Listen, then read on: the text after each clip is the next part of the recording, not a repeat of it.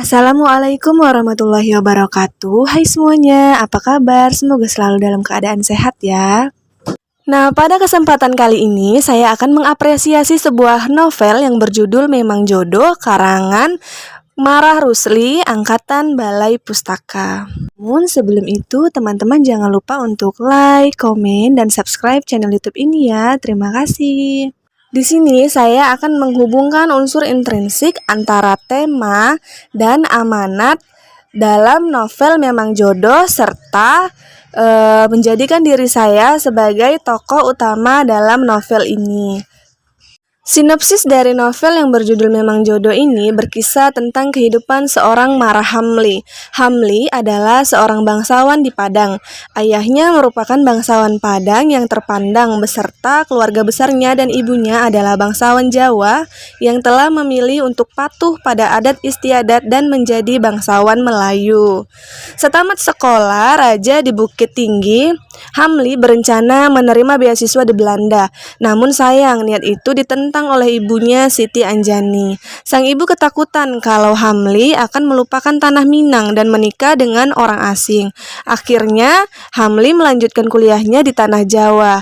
Ia belajar ilmu pertanian di Bogor ditemani sang nenek Khadijah. Baru tingkat 2 Hamli bersekolah, ia mengalami sakit yang sangat hebat. Sakit pilu yang dirasanya tak dapat disembuhkan begitu saja.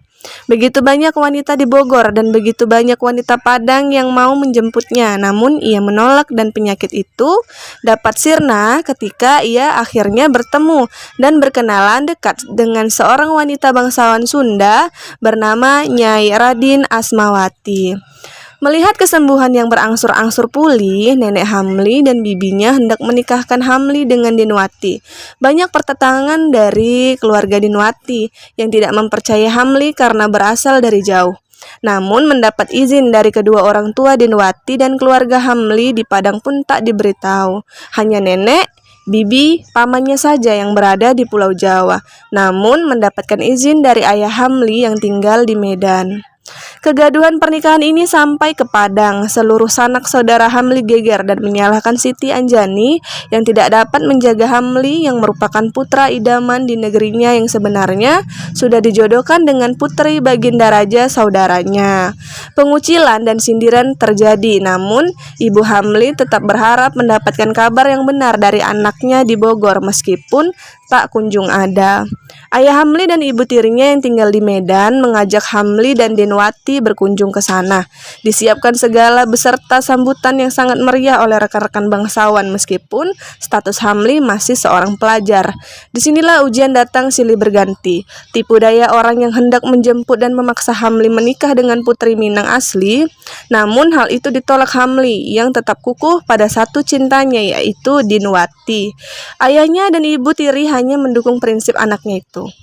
Sepulangnya Hamli dan Dinwati ke Bogor, ternyata banyak sanak saudara Hamli yang tersebar di daerah Jakarta, Surabaya, Bandung yang pada akhirnya mengetahui pernikahan mereka dan gencar meminta Hamli untuk menceraikan istrinya yang bukan dari Padang. Tak banyak praktik fitnah dan hasut yang digunakan untuk membuat Hamli dan Dinwati berpisah. Setelah menamatkan sekolah pertanian di Bogor, Hamli pulang ke Padang, namun Dinwati tak ingin ikut karena setelah apa yang terjadi di Medan ia takut. Hamli bertemu ibunya dan sahabat-sahabat karibnya dan tentunya menceritakan perihal pernikahannya di Bogor. Meskipun mengejutkan, Anjani bersuka cita dan ingin bertemu dengan menantu dan cucunya. Tetapi urusan Anjani dengan keluarga Baginda Raja belum selesai dan berbuntut panjang. Karena kepulangan Hamli pula, sanak saudaranya mengadakan pertemuan dengan Hamli perihal pernikahannya. Laki-laki Padang tidak diizinkan kawin dengan perempuan selain Padang dan akan dipandang sangat hina jika menikahi wanita bangsa lain. Dipaksanya menceraikan Dinwati atau berpoligami dengan menikahi perempuan Minang. Namun Hamli tetap berpegang teguh dan tak pernah ingin sedikit pun berpoligami karena akan menyakiti hati istrinya. Hamli pun dibuang dari kaumnya dan diharamkan untuk pulang kembali ke Padang. Hamli kembali ke Jawa dengan rasa menyesal tak dapat membawa ibunya bersamanya. Hamli pun bekerja sebagai ahli pertanian yang ditempatkan di berbagai tempat seperti Sumbawa, Semarang, dan Kalimantan. Namun, rintangan tak pernah henti karena sanak saudara Hamli pun tersebar di Indonesia dan sangat menyayangkan sekali mengetahui bangsawan Padang menikahi perempuan Sunda. Pinangan silih berganti untuk menjemput Hamli oleh ibu-ibu Padang melalui nenek, ayah, bibi, dan paman. Namun semuanya tidak berani menerima jemputan itu karena menghargai keputusan Hamli. Tak kalah dari Hamli, Dinwati yang merupakan bangsawan Sunda pun mendapat pinangan dan hasutan dari para bangsawan Sunda perihal pernikahan dengan orang seberang. Dinwati diceritakan beberapa peristiwa yang memang telah terjadi di kalangan Sunda yang menikah dengan orang Pulau Sumatera yang dibawa pergi suaminya dan tak bisa pulang lagi. Bahkan di sana suami mereka menikah lagi dengan jodohnya dan perempuan Sunda tak dianggap ada di rumah keluarga suaminya. Meski was-was dalam diri, Dinwati tetap percaya bahwa Hamli tahu dia tak pernah ingin dipoligami. Saat bertugas di Semarang, ada surat untuk Hamli dari rekan ayahnya untuk menjemput istri kedua Hamli di Padang yang hendak ke Semarang.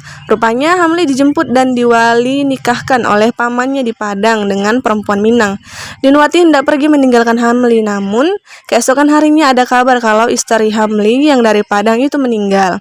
Tak sempat bertemu sama sekali, Dinwati tak jadi pergi. Saat pensiun, meskipun pemerintah masih membutuhkan Hamli, namun karena kondisi badannya, akhirnya menyetujui pensiunnya Hamli. Sejak saat itulah ia tinggal dan beristirahat di Salabintana, Sukabumi dengan keluarganya. Genap pernikahannya yang ke-50, Hamli menceritakan kisah perjodohan sejatinya dari Allah Subhanahu wa Ta'ala dengan Dinwati yang penuh liku. Semua terharu, sedih karena perbedaan adat istiadat yang membuat Hamli tidak dapat pulang lagi ke Padang, dan Dinwati dipandang buruk oleh keluarga Hamli di Padang. Namun begitu Hamli dan Dinwati hidup bahagia dan bersyukur kepada Yang Maha Kuasa.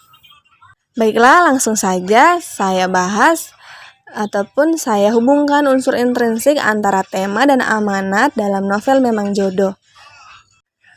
Tema yang tersirat dalam novel Memang Jodoh ini adalah tentang percintaan dan perjuangan dalam mempertahankan ikatan cinta kedua tokoh terhadap peraturan adat suku Padang yang menuntut mereka untuk berpisah. Meski Hamli tahu akan mendapatkan sindiran, hinaan, pengucilan, bahkan dibuang dari tanah Padang, dia tetap melanjutkan niatnya untuk menikahi wanita Sunda yang menarik hatinya. Hal itu dapat dilihat dari keteguhan hati dan pendirian Hamli dan Dinwati yang saling mencintai dan sama-sama tak ingin dimadu. Selanjutnya, amanat. Dalam kehidupan jodoh itu merupakan salah satu rahasia Tuhan yang menjadi takdir setiap manusia. Setiap manusia pasti ingin menentukan jodohnya atas kemauannya sendiri, bukan karena tuntutan maupun paksaan. Janganlah kita membatasi hak orang lain hanya karena tuntutan adat yang sudah tidak sesuai lagi dengan zaman sekarang.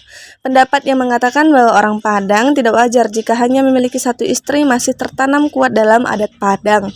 Ini sebaiknya kebiasaan poligami seperti ini diubah menjadi perjuangan dalam menjaga kesetiaan yang membawa kebahagiaan, bukan poligami yang membuat kesakitan dan kesedihan. Tuhan telah memberikan tanda-tanda jodoh dengan berbagai cara. Restu orang tua dalam sebuah hubungan merupakan hal yang penting. Maka mintalah restu kepada kedua orang tua saat menemukan jodoh. Masalah yang paling banyak menimbulkan konflik dalam kehidupan perkawinan tidak hanya permasalahan dalam hubungan suami istri. Pertama itu dalam menjalani hubungan rumah tangga diperlukan rasa saling percaya antara suami dan istri. Kedua, jodoh yang telah ditentukan oleh Tuhan tidak dapat dipungkiri atau disangkal. Tentu hubungan antara tema dan amanat sangat berkaitan, yang mana tema sudah sesuai dengan saya jelaskan dan amanat juga berdasarkan apa yang telah disampaikan dalam tema dari novel yang berjudul Memang Jodoh ini. Nah, di sini saya akan menjadikan diri saya sebagai tokoh utama dalam novel yang berjudul Memang Jodoh.